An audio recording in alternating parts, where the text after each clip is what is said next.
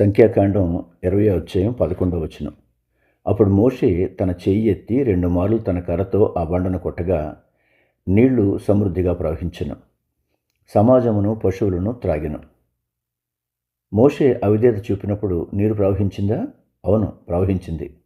దేవుడు తన ప్రజల అవసరాలను తీర్చడానికి ప్రాముఖ్యతనిస్తాడు. మోషే తప్పు చేసినప్పటికీ ప్రజలు దాహంతో అలమటించకూడదని దేవుడు అద్భుతాన్ని జరిగించి నీటినిచ్చాడు. ఇది దేవుని నమ్మకత్వాన్ని, ప్రేమను సూచిస్తూ ఉంది, సేవకుని యోగ్యతను కాదు.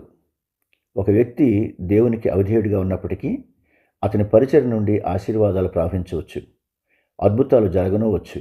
అయితే దేవుడు ఆ సేవకునితో సంతోషంగా ఉన్నాడని లేదా సేవకుని పరిచర్యపై దేవుని ఆమోదం ఉందని రుజువు కాదు. తన సేవకులు అవిధేయులుగా ఉన్నప్పటికీ దేవుడు తాను ప్రేమించే ప్రజల కోసం అవిధేయులైన సేవకుల ద్వారా కూడా అద్భుతాలు, ఆశ్చర్యకార్యాలు చేస్తాడు అని ఇది రుజువు చేస్తూ ఉంది.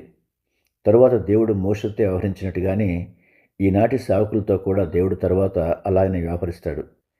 చివరి రోజున చాలామంది ఆయన వద్దకు వచ్చి, ప్రభువా ప్రభువా, మేము నీ నామమున ప్రవచింపలేదా? నీ నామమున దెయ్యములను వెళ్ళగొట్టలేదా?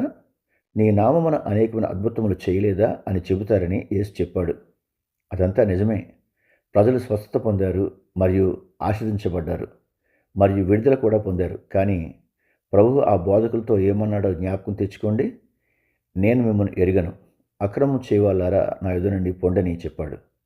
దేవుడు ప్రజలను ప్రేమిస్తున్నాడు కాబట్టి శరీర సంబంధులైన అవిధేయులైన బోధకులను కూడా వాడుకుంటాడని ఇక్కడ మనకు స్పష్టంగా బోధించబడతా ఉంది. ప్రార్థన. దేవా, నీ నామమున అద్భుతం చేయడం కంటే నీ స్వరూపంలోనికి మార్చబడ్డమే మాకు ప్రాముఖ్యమని గ్రహించే జ్ఞానాన్ని ఇవ్వండి.